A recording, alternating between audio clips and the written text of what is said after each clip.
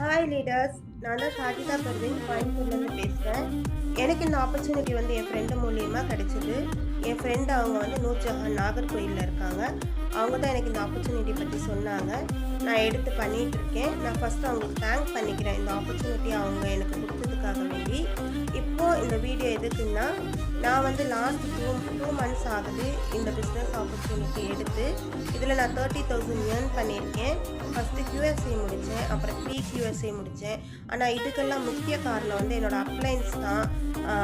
Ajay CET sir, Simson CET sir, Jazeera ED madam, Nasrin இடி madam, Jahabar இடி sir, அப்புறம் என்னோடய அப்ளைன் நூர்ஜஹான் அவங்க.